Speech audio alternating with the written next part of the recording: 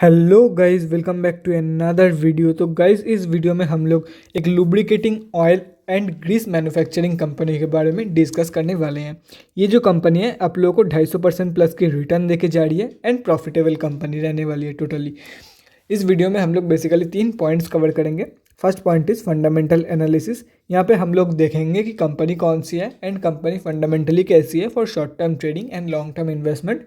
Second point is volume analysis. Volume को analyse करके हम लोग फ्यूचर ट्रेंड के बारे में अंदाज़ा लगाने की कोशिश करेंगे। And the third point is technical analysis.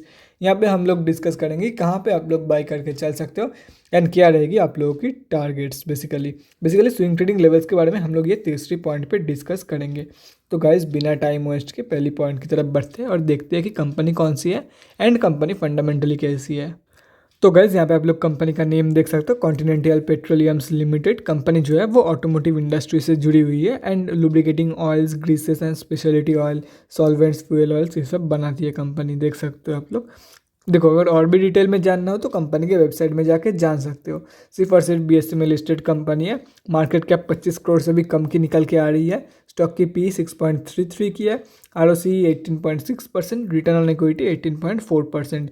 Book value से हाई में ट्रेड कर रही है एंड एक साल में अगर डिस्कस करें तो अप्रॉक्सीमेट 261.58% के आसपास की रिटर्न देके जा रही है कंपनी। तो अगर किसी ने ठीक से ट्रेड लिया होगा तो 150 से 200% आराम से बना के जा ही सकता है from this company. Face value ₹5 की है। लास्ट 6 मंथ की जो रिटर्न है वो माइनस में जा चुकी है and sales growth of 3 years 21.8% निकल के आ रही है। प्रोज एंड कॉन्स के बारे में डिस्कस करें, company is expected to give good quarter. ये दिसंबर क्वार्टर के लिए होगा या तो फिर सितंबर के लिए भी हो सकता है। ये स्क्रीनर वालों ने अभी तक अपडेट नहीं किया है, कुछ भी हो सकता है क्योंकि यहाँ पे कोई भी क्वार्टर की नेम मेंशन किया हुआ नहीं है। तो इग्नोर दिस पॉइंट। कंपनी तो प्रॉफिट देती है लेकिन डिविडेंड पे नहीं कर रही है। प्रोमोटर्स की होल्डिंग जो है वो 34.41% है एंड 3 ईयर्स की जो रिटर्न ऑन इक्विटी है वो 13.5% के आसपास निकल के आ रही है, जो कि काफ़ी कम निकल के आ रही है कंपेयर टू 3 ईयर्स। उसके बाद अगर क्वार्टरली रिजल्ट के बारे में डिस्कस करें तो गाइज यहाँ पे आप लोग देख सकते हो कंपनी टोटली प्रॉफिटेबल है एंड अगर देखा जाए तो 2021 में सबसे सही परफॉर्मेंस सितंबर की क्वार्टर में ही दिया है। अभी तक दिसंबर की रिजल्ट आउट नहीं हुई है तो कुछ कह नहीं सकते। बाकी अगर देखा जाए मार्च एंड जून के कंपैरिजन में सितंबर में काफ़ी सही परफॉर्मेंस किया है कंपनी ने। अगर दोनों को मिला दिया जाए तो इसके आसपास से निकल के आ रही है। Profit and loss year on year basis, तो गाइस यहाँ पे already company record breaking profit दे रही है। तो इसके साथ और भी 2 क्वार्टर्स की रिजल्ट ऐड होंगी, जो कि है दिसंबर 21 की क्वार्टर एंड मार्च 22 की क्वार्टर। तो आराम से ये कंपनी 7-8 करोड़ की प्रॉफिट शो कर सकती है इन दी 2022 की फाइनेंशियल ईयर रिजल्ट। ठीक है, अभी हम लोग डिस्कस करते हैं बैलेंस शीट के बारे में। तो गाइस 11 करोड़ के आसपास की रिजर्व है कंपनी के पास एंड डेब्ट है 9 करोड़ के आसपास का। तो ठीक है, रिजर्व से कम ही है तो कंट्रोल डेब्ट है कंपनी के पास।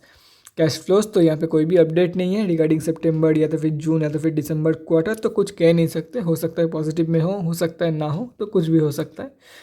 शेयर होल्डिंग पैटर्न, तो गाइज यहाँ पे देख सकते हो प्रोमोटर्स की होल्डिंग टोटली कांस्टेंट है। प्रोमोटर्स एंड पब्लिक की होल्डिंग बीच में एक बार सिर्फ और सिर्फ दिसंबर 2019 में DIIs ने अपनी होल्डिंग इंक्रीज किया था, मतलब DIIs ने फ्रेश एंट्री किया था। बाकी ओवरऑल अगर देखा जाए तो कांस्टेंट ही है। यहाँ पे बड़े बड़े रिटेलर्स की 2 बड़े रिटेलर की होल्डिंग है। प्रोमोटर्स में डिस्कस करें तो गाइज यहाँ पे देख सकते हो कितने सारे प्रोमोटर्स हैं इसमें। तो गाइज अभी हम लोग अपने कंक्लूजन पे पहुंचते हैं कि कंपनी एक्चुअली कैसी है for short term trading and long term investment. अगर आप लोग शॉर्ट टर्म ट्रेडिंग करना चाहते हो तो नीचे के लेवल पे बाय करके बैठ जाओ, काफ़ी सही कंपनी रहेगी आप लोगों के लिए। और अगर लॉन्ग टर्म इन्वेस्टमेंट के बारे में सोच रहे हो तो कंसिडर करके चल सकते हो इस कंपनी को फॉर लॉन्ग टर्म इन्वेस्टमेंट, क्योंकि कंपनी प्रॉफिटेबल है। देखो गाइस, मैं ये नहीं बोल रहा हूँ काफ़ी सही कंपनी है जाओ एंड बाय कर लो, कंसिडर करके चल सकते हो ओवर अदर स्टॉक्स।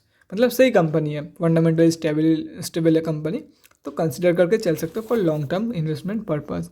बाकी आप लोगों के ऊपर है। तो गाइज अभी हम लोग बढ़ते हैं दूसरे पॉइंट की तरफ और देखते हैं कि फ्राइडे के दिन कंपनी में क्या हुआ था एक्चुअली। तो गाइज हम लोग आ चुके हैं BSE के वेबसाइट पे, यहाँ पे देख सकते हो आप लोग। उसके बाद अगर डिस्कस करें कंपनी के बारे में तो कंपनी जो है वो BSE के ग्रुप XT में लिस्टेड है।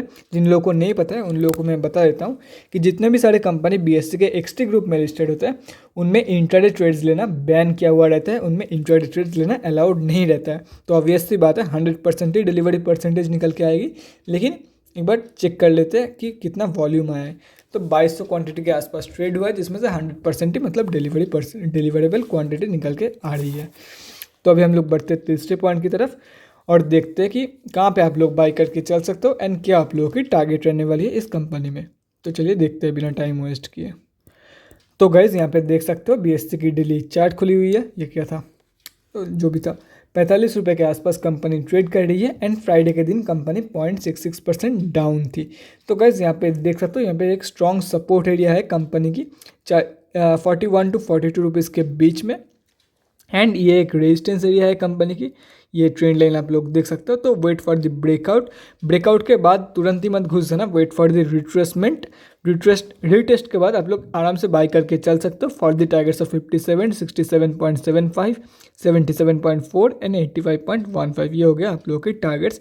लेकिन देखो अगर रिट्रेसमेंट नहीं मिलती है, मतलब अगर रिट्रेसमेंट शो नहीं करती है और कंपनी डायरेक्टली यहाँ तक चली आती है तो चांसेस तो काफ़ी कम है, क्योंकि एक रेंज या तो फिर एक पैटर्न की ब्रेकआउट हो जाने के बाद हल्का सा भी पुल बैक देखने को मिल सकता है। मतलब मैक्सिमम टाइम पे देखने को मिलता ही है, पुल बैक देखने को मिलता ही है आप लोगों को। तो उसी को हम लोग रिट्रेसमेंट बोलते हैं, रिटेस्ट बोलते हैं शॉर्ट में। तो रिटेस्ट के टाइम आप लोग बाई करके चल सकते हो फॉर द टारगेट सब। ये दिखाई दिया मैंने आप लोग को टारगेट्स। फर्स्ट टारगेट ये रहा 57, सेकंड ये, थर्ड ये, फोर्थ ये रहा।